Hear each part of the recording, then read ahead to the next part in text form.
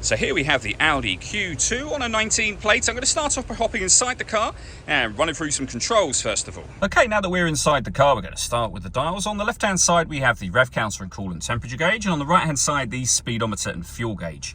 In the middle you can see the main trip computer, which has a digital readout for the speedometer available. You can change the information displayed there using buttons on the steering wheel. We've got various different menus available up there as well, and they are all accessed via the buttons just here.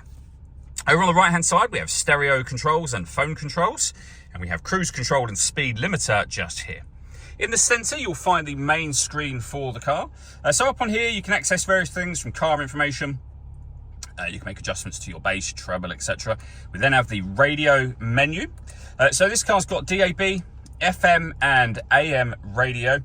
All the movement I'm making on the screen is being done using this dial and the collection of buttons that surround it. So you can, circulate this dial to any of the options up on the main screen, and when you're wanting to enter a menu, just push this button down. For example, we can go to media, push the button down. This is where you listen to your own music.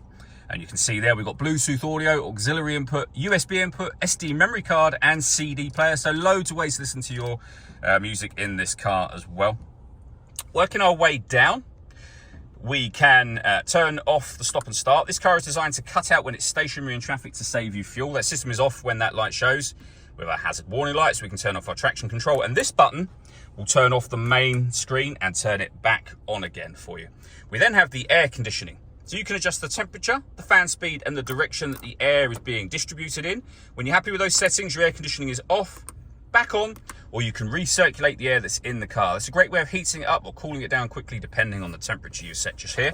We have a 12-volt charging socket and USB input, 2 cup holders, and then the gear lever for the fully automatic gearbox. All that leaves me to say is thank you for taking the time to watch this video. If you'd like to come and see this ULEZ compliant car for yourself and have a test drive, please feel free to call either of our MJA sites. We'd love to hear from you soon.